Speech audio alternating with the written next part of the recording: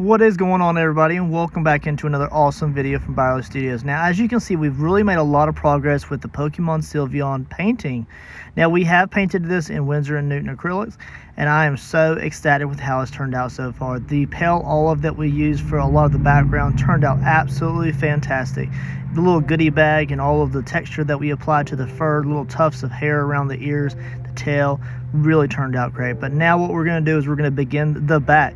Now, as you can see, a lot of my canvases, I like to try to challenge myself, not only just to get into the studio and sketch more, but also just kind of add a little bit more details to my overall acrylic paintings.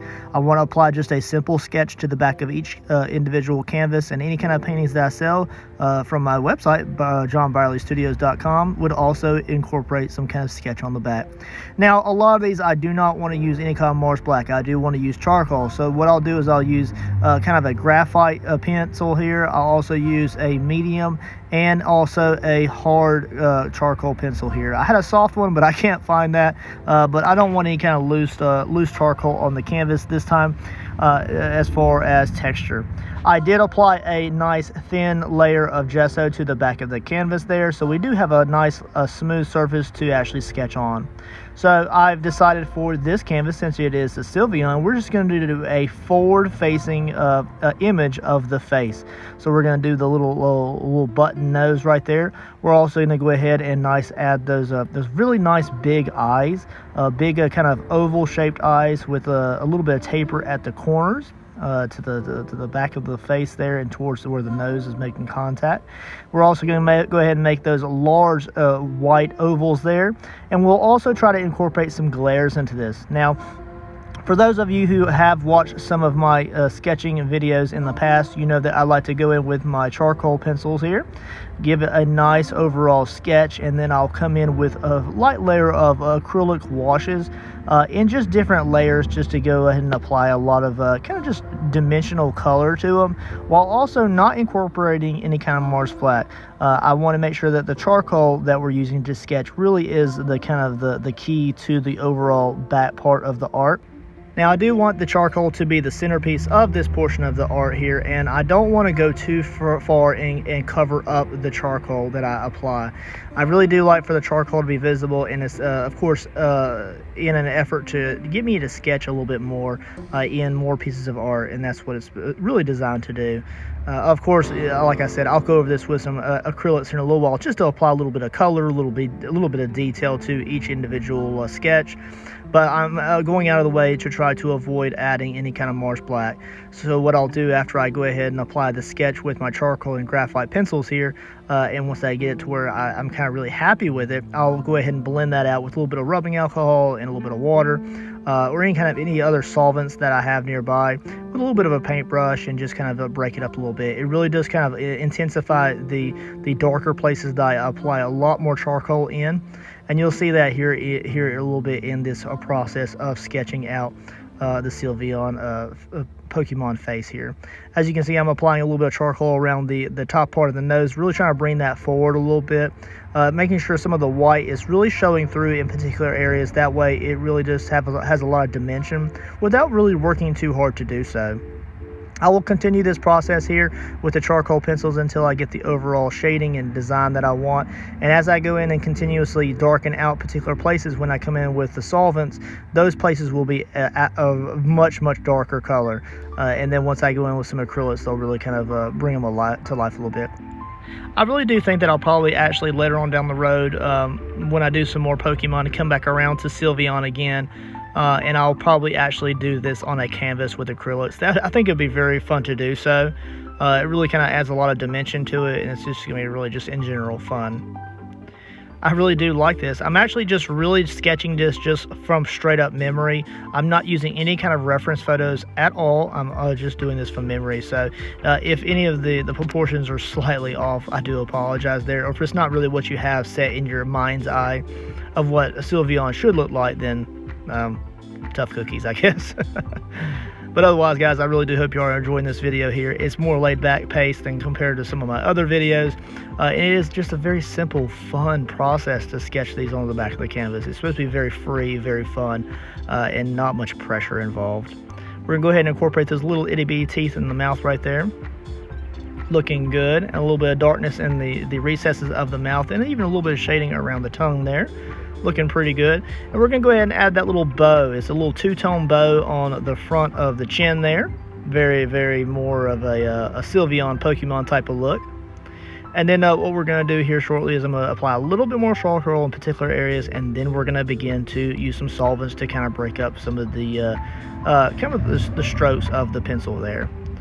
There we are beginning the solvents here. We're going to go ahead and just gently apply this. Now, depending on how much solvent you apply, depends on how much of a stroke that you see as you apply those. And as you can see, the activation of the charcoals mixed with the solvent, it really does apply a lot of darkness to it. It really activates it. It really smooths it into the pores of the gesso that we have applied here.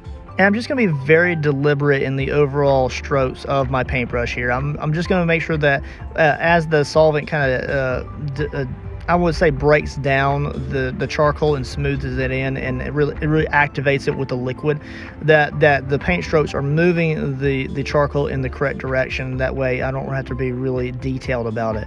As long as the paint strokes are in the general same direction and you kind of use it from dark to lighter areas. Like some of that area I didn't apply any kind of charcoal to whatsoever, and just by starting in the dark area and then just blending that out to those completely white areas, it makes it look like I intentionally just shaded those in with the charcoal, and I really didn't do so. I just used the mediums and the solvents to do that for me. I don't have to really work too hard to do that. And as you can see, using the solvents over the charcoal, it really activated it, and it really added a lot of overall dimension to it. Look, we only spent probably 6 minutes in total starting this little sketch here just from memory, and we've already got a decent looking sketch. I really do hope you guys like this video so far up to this point. We are not done yet. We are still going to go ahead and apply some acrylics in a few moments.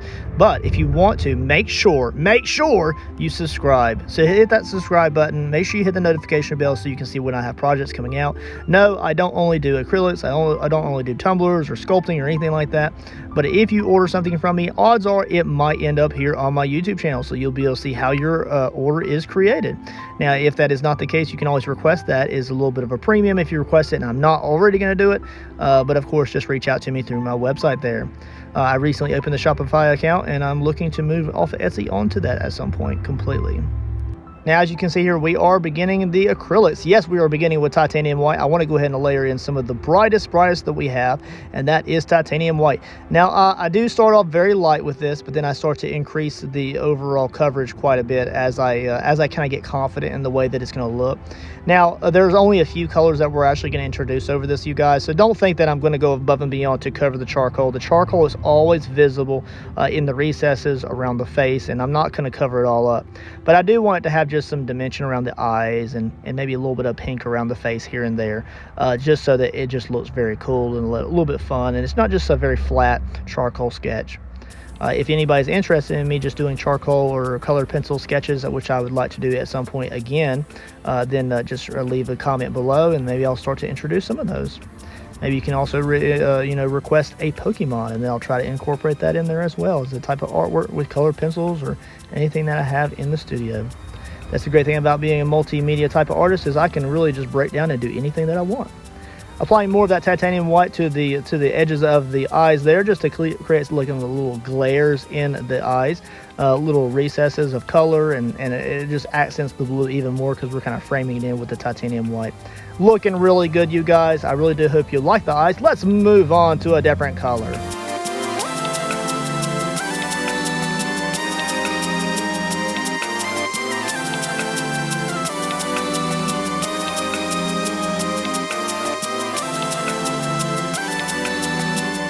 And that color being a rose pink from Winsor & Newton. Yes, I am working with Winsor & Newton acrylic paints here, just for these few colors that we have here.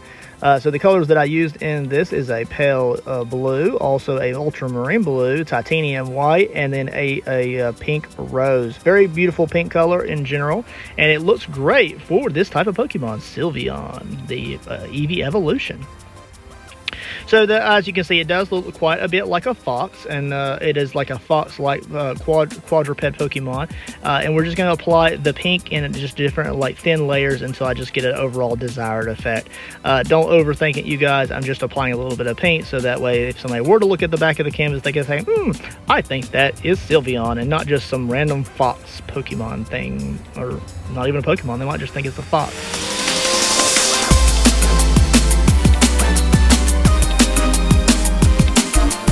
Alright guys, we're going to apply a little bit of color just to the tongue there, and we're going to apply a little bit more titanium white just to the face to bring them forward just a little bit more and make them a little bit brighter. And of course, we're going to use an acrylic pen here just to quickly sign with my initials here, my little artist signature. And then here we are in all of its glory, Sylveon, the Pokemon Eevee evolution. How very cool is that?